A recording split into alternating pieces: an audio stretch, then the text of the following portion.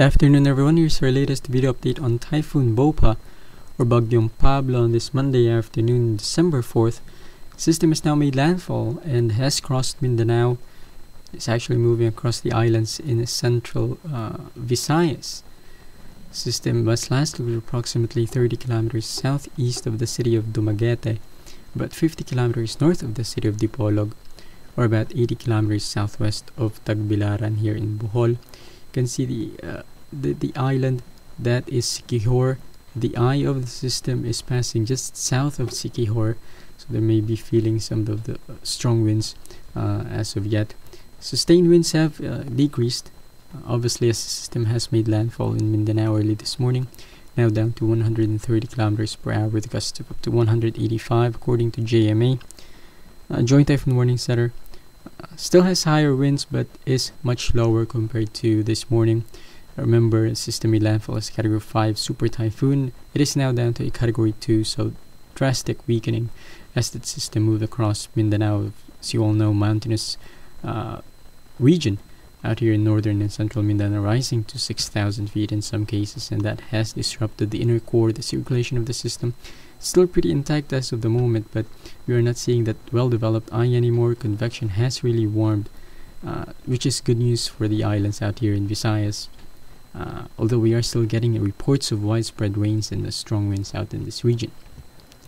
I've talked about the landfall. The system made landfall right around 5 a.m. Philippine time early this morning, Monday, between the towns of Cateel and Baganga out here in Davao Oriental. This was the last satellite image taken just before landfall. You can see the eye right there, plowing into the eastern coast, just south of the Bay of Cateel. Now remember, we've talked about that bay yesterday and the threat of storm surge, and unfortunately we are getting reports of widespread damages out here in terms of the houses being blown off, and also flooding up to waist deep because of that storm surge combined with the torrential rainfall that has moved across this region. You can also see the convective activity very strong right until landfall. Very strong Category 5, the strongest landfall in Mindanao in 2 decades at least. Last really strong one was back in 1970, Super Typhoon Kate.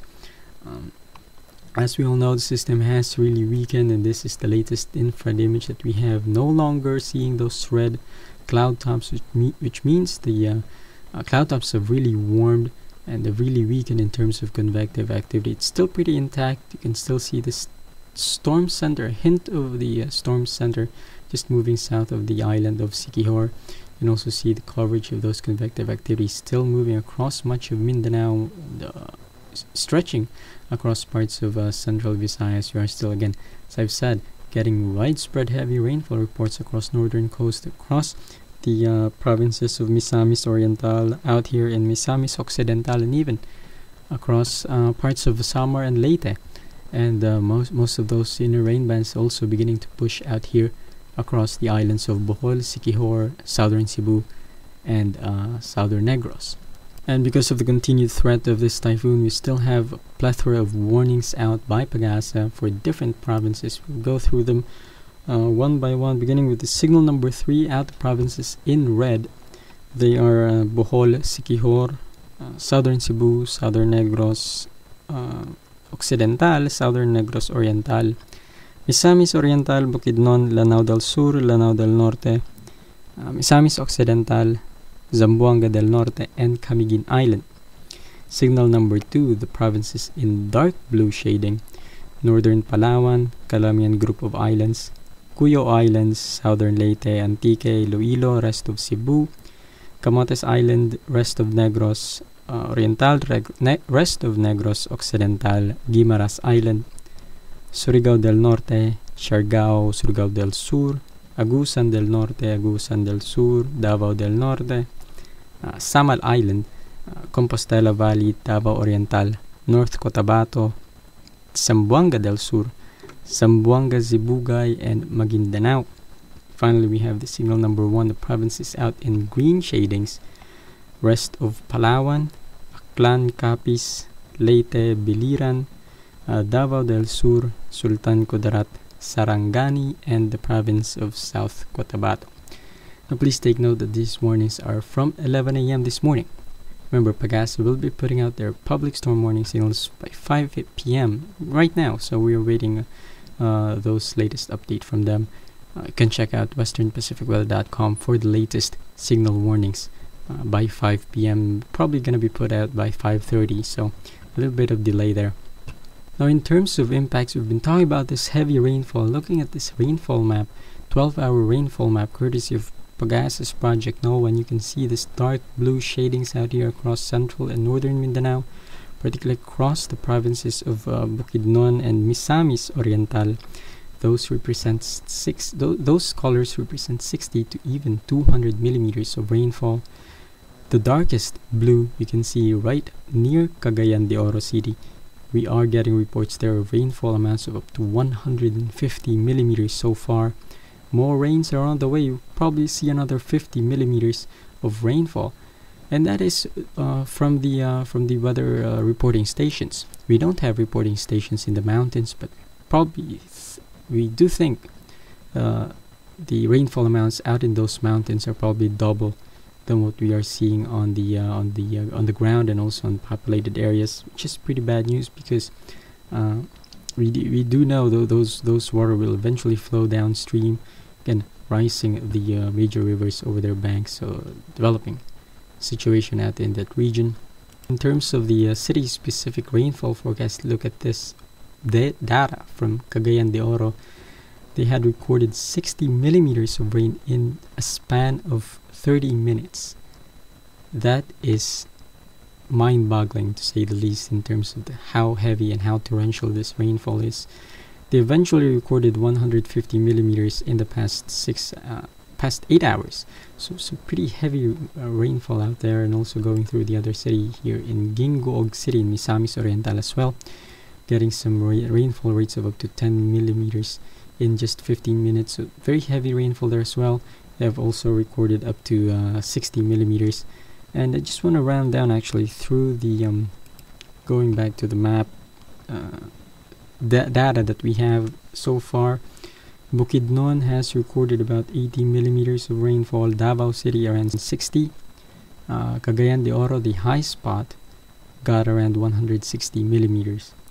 Surigao to the north got 100 millimeters. Iligan City, just to the west, recorded around 120 millimeters. Santa Josefa got around 100 millimeters, and Dipolog got around 50 millimeters. But remember, the storm is just north of that. We will probably get another 100 millimeters in the next 6 hours. Now, as for the towns out here along the eastern coast, we are getting reports there of 100 to even 150 millimeters of rainfall there as well. So not too shabby in terms of the rainfall amounts. Very strong, very heavy rainfall, definitely, as we have forecasted yesterday. Unfortunately, those rains will continue to pile on to the islands out here in Visayas, particularly out here in Siquijor and southern Negros. And as we all know, those rainfall gotta go somewhere, and we are watching those major rivers and streams and tributaries out here in northern Mindanao. Looking at the Cagayan de Oro River, you can see the water level rise during the afternoon hours. A pretty dramatic rise in water level, up as high as 4 meters above normal. The good news is that we have reports from the ground from viewers who live in Cagayan de Oro that say that water level is high but is lower compared to Sandong, meaning it has risen this afternoon, but compared to the water level from last year, it is much lower. So pretty good news there, but still remember, these water levels will probably continue to rise overnight. In fact, the National Disaster Risk and Reduction Management Council are urging residents along the low-lying areas to flee their homes, to seek shelter and seek higher ground. You don't want to get caught up in rising water, especially at night. And just give you another idea here, another Mandulog Bridge, this time in Iligan City, also rising pretty dramatically here, 5 meters above normal.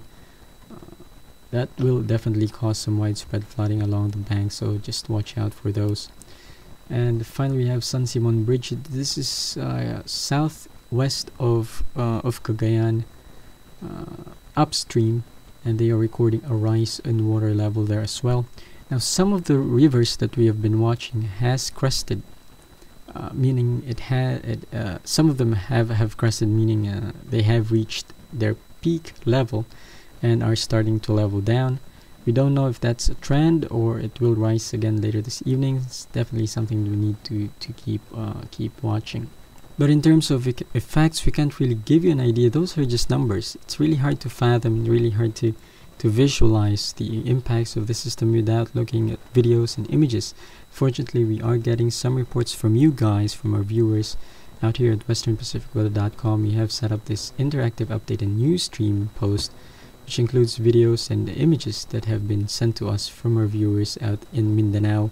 We also have some latest reports in fatalities and also some wind and rainfall amounts as of posting time. So we are getting those reports, but they are few and far in between.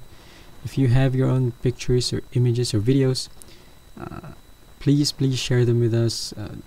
The only way that we can really give an idea and visualize the impacts of the system is by videos and images.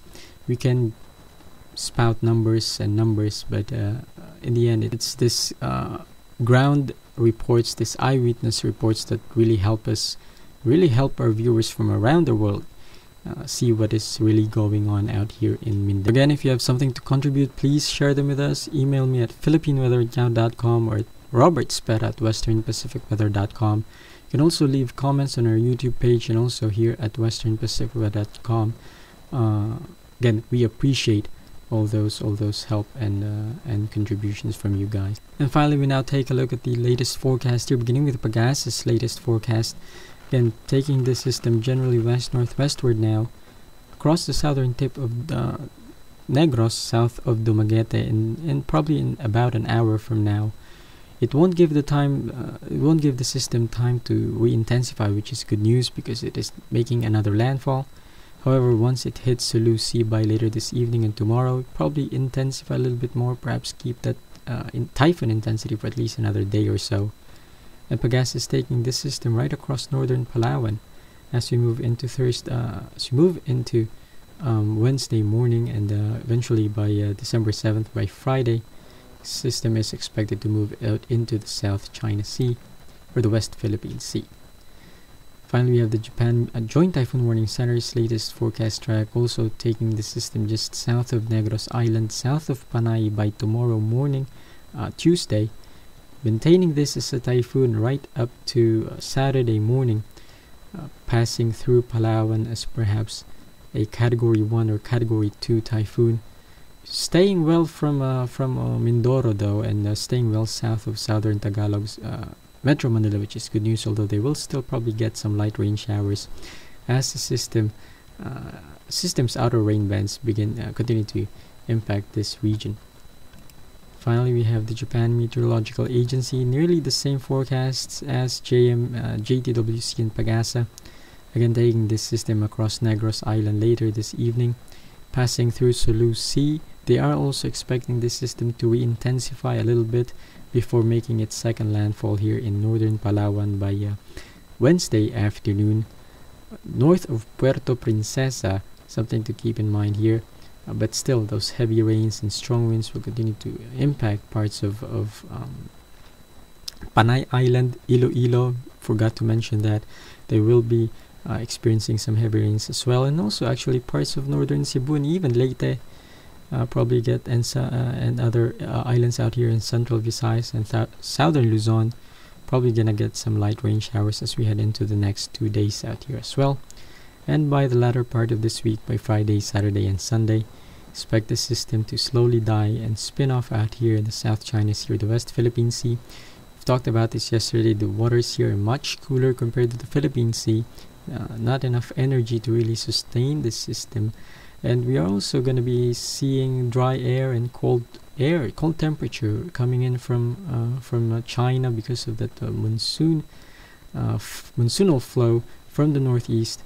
Not really good for developing tropical cyclone, and probably watch the system die off by perhaps by Sunday and Monday out here just west of the Philippines. That's all for today. Continue to check out this Pag-asa and also JMA for the latest official warnings and forecasts. Again, continue to check out your local radio and television for the latest warnings for your locale. And also, if you are still at home and are in low-lying areas, you must move to higher ground. Again, you don't want to be caught up in rising waters later this evening, especially if you are near the major rivers that we have just mentioned. If you have your own reports, images, or videos, again, please share them with us at philippineweather@yahoo.com. You can leave comments or questions at our YouTube page at RP Weather, and also again westernpacificweather.com for the latest videos and updates. I know Robert Spetta will be up again later this evening to put up another video update for you guys. So until tomorrow, stay safe.